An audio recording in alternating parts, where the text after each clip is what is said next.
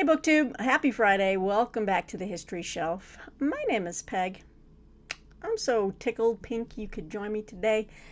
We have some storms rolling through here in the suburbs of Denver, if you will.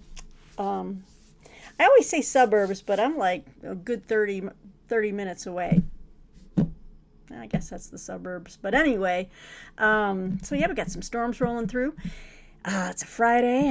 I had a day off. I just had a nice lunch with my sister, so I got out to do that. And I thought I'd come back and make a video. I'm getting a new front screen door installed. Yay! And the guy will be here in about an hour. So this is my only time to kind of pop on and do some video recording. So yeah, it's hard for me to categorize these. I'm going to be doing a new History on the Horizon, a new episode of that.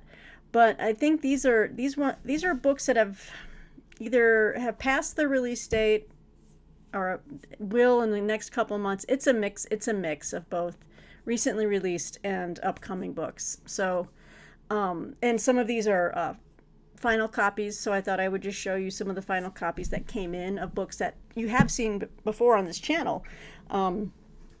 As well as a couple of really awesome reprints that I am super excited to dive into. Okay, let's start with some of the books that are, looks like have recently been released. Let's start with this Mamma Jamma, because I'm excited about this.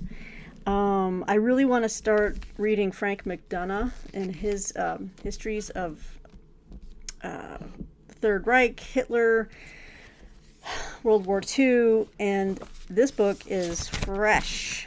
I mean, fresh off the printing press.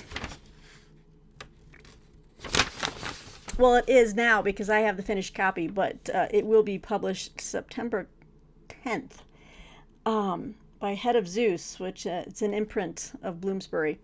And this is Frank McDonough's beautifully illustrated. Wait till you see the insides of this book. This is the Weimar years, rise and fall, 1918 to 1933. Nice, substantial book. Ooh, yeah, $45. List price there, but, and as you can tell, I don't know if you can tell, you see how the paper is just, it looks like gray and gray lines. That means this is a very illustrated book. So let me see if I can do this without. Look at that. And the color. Oh, this is a beautiful book. I'm not hitting all the. There we go. Look at this. Stunning. Yeah. Wow. Okay. So look at that. Goes into Bauhaus. Look at these things. All right, yeah, let me give you a synopsis of what this is about. Thank you to Bloomsbury for the review copy. I'm looking at getting the two books that Frank McDonell has written on Hitler's rise and fall. They are they're on Hamilton book right now, marked down. So I'm thinking I'm going to get those two. But I'll start with this one. The Weimar Republic. Let me get my pub sheet here. Ushered in widespread social reform, a radical culture flowering, and the most democratic conditions the German people had ever known. Its failure to bring stability culminated in Hitler's ascension to power. I don't know how much to read. There's a lot here. The Weimar years is a vivid and compelling narrative of a dramatic period in German history. Year by year, from 1918 to 1933, Frank McDonell covers the major events in both domestic and foreign policy and the personalities who shaped them, together with developments in music, art, theater, and literature. McDonell places particular focus on the parliamentary history of Weimar, arguing that it was the failure of parliamentary democracy to bring stability that eroded public confidence. All right, and allowed the power of the elected Reichstag to gradually diminish, culminating in Hitler's accession to power in January 1933. Let's see here. The Weimar years is the tragic story of a rise and fall of this republic, as well as a warning of how under poor leadership economic pressure, and unrelenting political volatility, a democracy can drift towards a form of authoritarian rule that eventually destroys it. And how many of these allusions and analogies have we read from major works of history lately in the last year, several years actually, making those allusions that we're on the precipice of losing democracy and, the rise of authoritarianism here. So, yeah, that's pretty standard now in all the publishing, the promotional materials for these types of either, general historical studies of World War II in Germany, any type of fascist or, authoritarian state. And then what else? Just general books on the current environment. The political books you see just spinning off the presses constantly. So anyway, but this is looking fantastic. I think I'd like to read this and then just move into Frank McDonough's other two volumes. The Hitler Years, Triumph and then Disaster, and those I want to see if I can pick those up in hardcover on the Hamilton book. So let me just set that there. All right. Now this has been out, but I was able to get a review copy of it. I'm very pleased about that. We're going to go back to ancient history here. So far, the best book I've read on Alexander the Great is by Paul Cartledge. I really enjoy Paul Cartledge's scholarship, his writing style. I've read most of his books. But this is a new book on Alexander, and I wanted to check it out. This is Alexander at the End of the World, The Forgotten Final Years of Alexander the Great by Rachel Kuser. Let's see here. By 330 BCE, or BC, Alexander the Great had reached the pinnacle of success, or so it seemed. He had defeated the Persian ruler Darius III. I say Darius. Is it Darius? I mean, I think I've always said it Darius, but let me know what you think it is. It's probably Darius. Think of Darius Rucker. That is not it. All right, off track. He had defeated the Persian ruler Darius III and seized the capital city of Persepolis. His exhausted and traumatized soldiers were ready to return home to Macedonia. Yet Alexander had other plans. He was determined to continue heading east to Afghanistan in search of his ultimate goal, reaching the end of the world. Oh my gosh. Alexander's, I'm just thinking we've all had bosses like that in the past, right? And everyone else is like, we're ready to pack it in. They're like, no, let's, why don't you clock in for another 4-hour shift or something, Alexander's unrelenting desire to press on resulted in a perilous 7-year journey through the unknown eastern borderlands of the Persian Empire, obviously. And it would test the great conqueror's physical and mental limits. Okay, so he faced challenges from the natural world, moving through deadly monsoons and extreme temperatures, rotating cast of adversaries who conspired against him, even from his own men who questioned his motives and distrusted the very beliefs on which Alexander had built his empire. This incredible sweep of time, culminating with his death in 323 BC, at the age of 32, would come to determine Alexander's legacy and shape the empire he left behind. So, in this book, renowned classicist and art history professor Rachel Kuser vividly brings to life Alexander's labyrinthine, treacherous final years, weaving together a brilliant series of epic battles, landscapes, and nearly insurmountable obstacles. Okay, so I mean, it sounds like your standard kind of one-volume take on Alexander the Great. So I'm curious. I don't want to make anything because it really doesn't matter, but it does, I think. I'd like to see how Alexander is presented by a woman historian as opposed to Paul Cartledge. I wonder, and plenty of women have written histories on Alexander the Great, and I'm trying to remember a couple of them. But, because, men and women have a different take on things. They're just, we do think differently. So or we kind of prioritize different things in it, differently.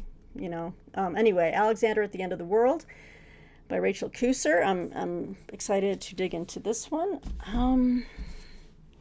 Let's see what else is out right now. All right, I think this is the only other one that's out right now. I was offered a review copy of this, and I'm kind of hesitant. I'm kind of scared to read this because I'm not scared. These books depress me, if I'm going to be honest. But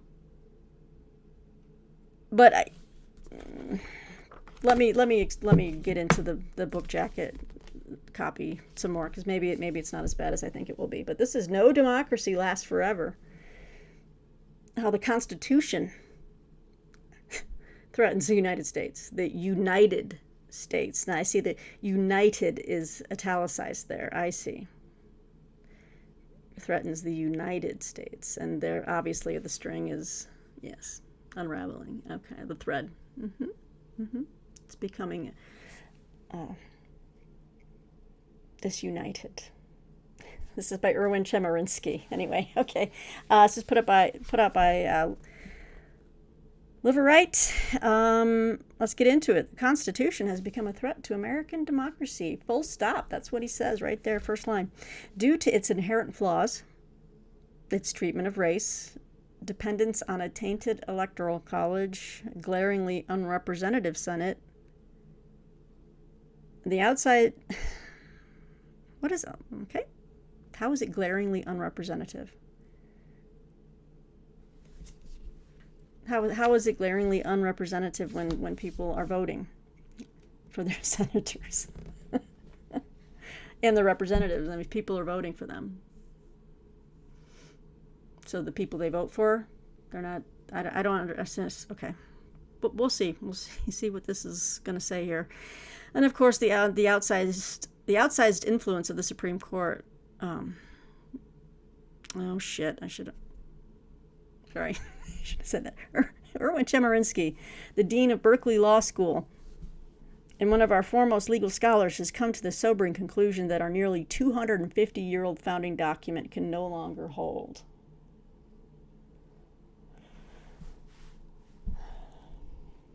Much might be fixed by Congress or the Supreme Court, but they seem unlikely to do so. One might logically conclude that amending the Constitution would solve the problem, yet logic seldom takes precedent, given that only 15 of the 11,848 amendments proposed since 1789 have passed. Chemerinsky contends that without major changes, the Constitution is beyond redemption, and that it has created a government that can no longer deal with the urgent issues, such as climate change and wealth inequalities that threaten our nation and the world.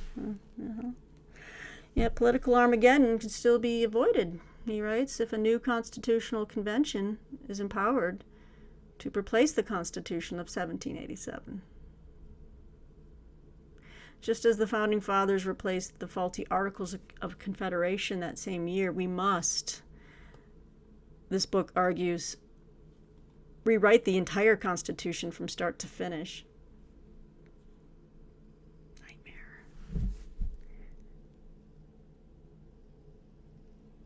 Still, Chemerinsky goes further than that, suggesting that without serious changes, Americans may be on the path to various forms of secession based on a recognition that what divides us as a country is, in fact, greater than what unites us.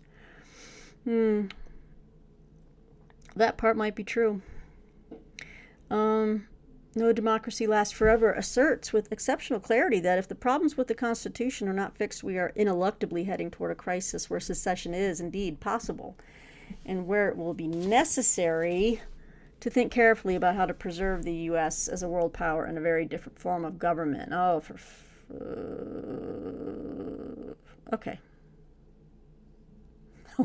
Get this, last paragraph. But despite these troubles, Chemerinsky remains hopeful. He does. He remains hopeful, revealing how the past offers hope that change can happen. Okay. I guess I was expecting something different.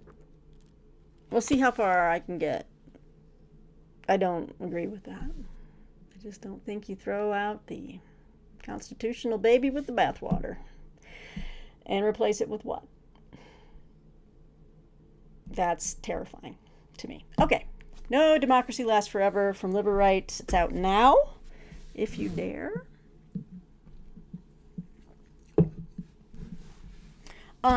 Okay, some new books coming. I have an advanced copy on this. I hope to get to it at some point with this one. Oh, I think I might have already shown this book. I think I have, so I'm not going to talk too much about it, but it could go well with the Weimar years by Frank McDonell. But this new study is called Vertigo. I think I've shown this in a New History on the Horizon video. I think so. The Rise and Fall of Weimar Germany by Harold Janner. It's from Basic Books. This book is coming out in September 3rd, real soon. And I mean, who doesn't love to read about it, right? Let's see here.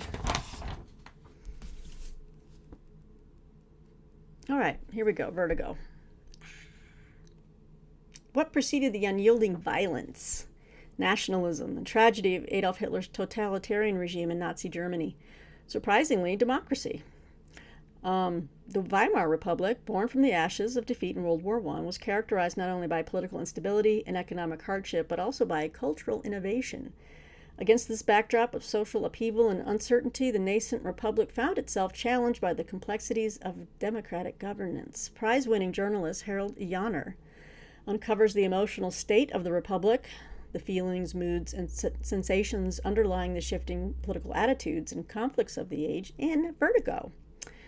A captivating narrative investigation of this brief but impactful period of democracy in Germany. Okay.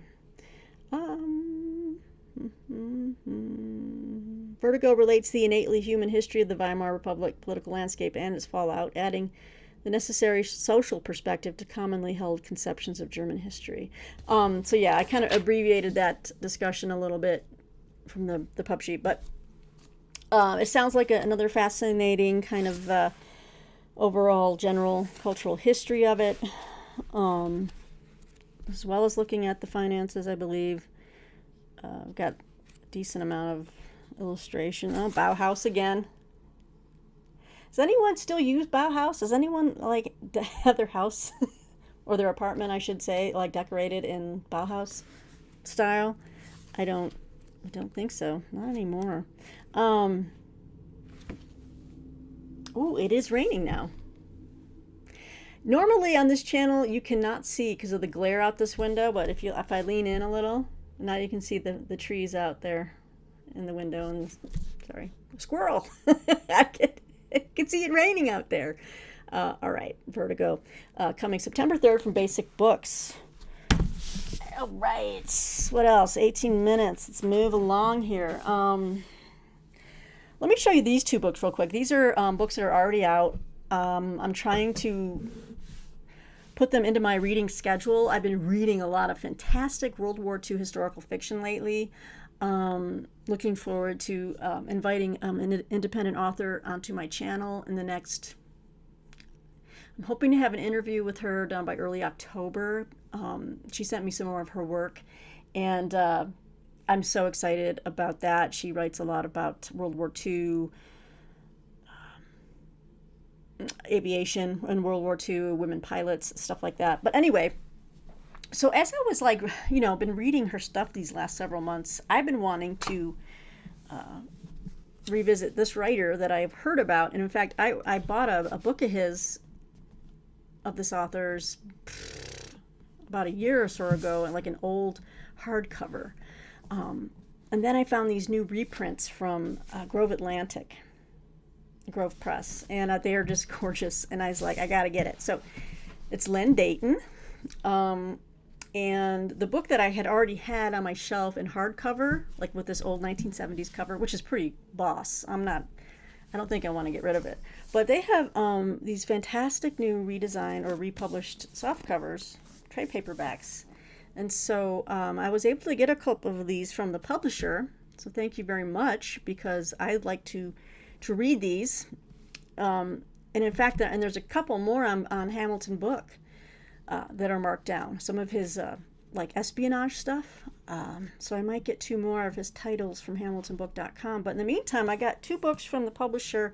This is Winter, and this is the one I have in hardcover downstairs. But it sounds so good, and I love a good thick read, a good thick historical fiction. So what is Winter about? Peter and Paul Winter, sons of a German businessman, are bounded... Sorry. Peter, let's try this again. Peter and Paul Winter, sons of a German businessman, are bonded by childhood trauma and a violent coming of age during the First World War. You already have me. You already have me hooked. When they grow apart, only to meet again under the shadow of the Third Reich, and then again at the Nuremberg trials, they find themselves divided by war and differing ideals. See, I love them. I'm so riveted by stuff like that. In this expansive, rich, and deeply tragic portrait of a German family from 1899 to 1945, Len Deighton brilliantly weaves a portrait of the fortunes of 2 sons and a nation over half a century. With its meticulous research and a brilliantly drawn cast of characters, Winter is the epic prelude. Oh, this is the prelude. Oh, Winter is the epic prelude to Deighton's classic game, set, match trilogy and a superbly realized achievement. Well, that's good to know, because, again, this is my introduction, really, to Deighton. I don't want to read anything else right now, like the James Bondy stuff. I just want, like, the World War II historical fiction. So Winter, I'm glad that this is a prelude to something else. So if I really like this, maybe I'll continue with the game, set, match trilogy. But then the next book looks fantastic as well. I think this is a standalone, I believe. Yeah. So I picked up, the Grove Atlantic sent me Bomber. Introduction by Malcolm Gladwell. Isn't that interesting? Look at these republished. These are brilliantly designed. They're just so active, vigorous. All right, so what is Bomber about? Let me tell you. Len Deighton, one of the masters of 20th century espionage fiction, combines his expertise as both historian and novelist in Bomber, the classic World War II novel that relates in devastating detail the 24-hour story of an Allied bombing raid. Skilled Royal Air Force bomber pilot Sam Lambert is exhausted, and his veteran crewmen have just been replaced by an inexperienced new team. Victor von Lohenherz, a German night fighter pilot who intercepts RAF bombers in his Junkers Ju-88, looks on with horror at the Nazi regime. Okay. And Hansel, a German boy in the small market town of Altgarten, sleeps at home. Lambert and his crew prepare for a bombing raid on the Ruhr area. It's a night that many will never forget. Bomber is a masterful, gripping, minute-by-minute account of what occurs over the next 24 hours. Told through the eyes of protagonists on all sides and astonishingly precise in its depictions of planes, weapons, and behind-the-scenes war strategy, this is Len Deighton at his best. Now, with an introduction by best-selling author Malcolm Gladwell, Bomber is an unforgettable portrait of war, both in the air and on the ground. So yeah, really excited to check out Len Deighton's World War II historical fiction. I've got a lot of books that kind of deal with espionage as far as like novels. Well, maybe I'll look into the game, set, match, and I'll check it out. But these I was really excited about. So thank you to Grove Atlantic for that. Let me know if any of you out there are interested in reading these with me. We could maybe do a buddy read 1 month or something and cover one of these books, because that'd be fun. That would be fun. Okay, boy, we're at 25 minutes already. Next book is a book that I will be reading along with Bill Rutenberg at the Rutenberg Library. As far as, for I think, quarter 4 of Historathon 2024, which covers the years 1820 to the present. So, there's a story behind this, and Bill's better at telling it because he was the one contacted by this author. But he had seen our book chat that we had done when we had read the recent book on Thaddeus Stevens, I believe. And he wanted to mention that he had written, because we had said in that chat, or at least Bill had, that, we wish we had known more about the woman who meant so much to Thaddeus Stevens, who shared his later life with him, who many people whispered about, like, because I think, she was black, or I don't know what, if, if she was like his servant. There were rumors, but anyway, this woman and Thaddeus Stevens, shared time together and a life. Anyway, so this author wrote a biography about her, and we decided, we'd like to read that as part of our, one of our reads for quarter 4 of Historathon 2024. So this is Mark Kelly's book. It's my beautiful little thank you note. Thank you, Mark. Yes, thank you. This is Mark Kelly's An Uncommon Woman, The Life of Lydia Hamilton Smith. There we go. And this is put out by Keystone Books. It's an imprint of the Pennsylvania State University Press. So, I'll tell you a little bit about, and here's Lydia Smith. There's a photograph instead of the portrait on the front. Lydia Smith. It's pouring rain out there right now, but that's good. We can always use more rain out here in dry Colorado.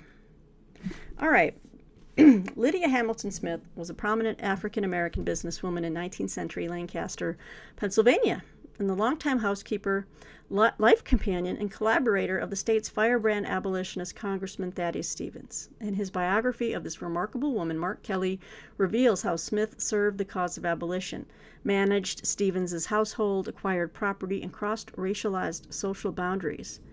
Born a free woman near Gettysburg, Smith began working for Stevens in 1844 and soon became his closest companion and staunchest ally. Their relationship fascinated and infuriated many, and it made Smith a highly recognizable figure both locally and nationally. The two walked side by side in Lancaster and in Washington, D.C. as they worked to secure the rights of African Americans, sheltered people on the Underground Railroad, managed 2 households, raised her sons and his nephews, and built a real estate business. Wow. In the last years of Stevens's life, as his declining health threatened to short-circuit his work, Smith risked her own well-being to keep him alive, while he led the drive to end slavery, impeach Andrew Johnson, and push for the ratification of the 13th, 14th, and 15th Amendments. All right, a vital, vibrantly written history of an inspiring African-American woman of the 19th century, an uncommon woman, accords Smith the recognition she deserves. This is a story that every American should know. So thank you, Mark Kelly. We look forward to reading this together. So I think quarter 4 is October. So we'll be starting to read this in October, I believe. So, Bill, looking forward to reading this with you, my friend, and having a book chat at the end of the month as well. So, fantastic. Pouring rain now, just pouring. Okay, let's see here. All right, upcoming books. This is like some keyhole history for you, some niche, like small little study, very specific. But this is from Syracuse University Press. It's coming out next month, and I think I had a. I don't know how I stumbled across it, but I know I requested it because I've been really into these type of studies lately. So here we go. Syracuse University Press. Thank you for this review copy. Not out yet, but this is Uncommon Allies. Oh, I don't know if you can hear that thunder. It is just rolling. Uncommon Allies, American Jews and Christians uniting against Hitler, 1933 to 1945, by Alan M. Shore. This is, slim little volume, but this is coming out. And what do we have here? On March 27th, 1933, representatives from across the American religious spectrum came to Madison Square Garden, united in a shared purpose to speak out against the rise of fascism in Germany and Hitler's seizure of power. This rally, the first of several held at the Garden before, during, and after World War II, represents an unexplored moment of Jewish and Christian relations, challenging assumptions about Christian leaders' indifference to the Jewish plight and their guilt as the realities of the Holocaust came to light. In Uncommon Allies, Alan Shore uses an impressive range of primary and secondary sources, including English and Yiddish newspapers of the time and neglected histories of various religious organizations, to shine a light on these pivotal rallies. Interesting. From the groundbreaking 1933 rally to a series of events in 1944, as the reality of Hitler's final solution came to light, there were quotes around final solution. That was not me. That was the book copy. Okay. Came to light, and ending in a post-war rally in 1945, as religious groups struggled with finding a way to help displaced and struggling Jews, Shore unearths the United Religious Front in the face of the horror of Nazism. Each rally is vividly presented and analyzed in terms of its background, planning, execution, content, and press coverage.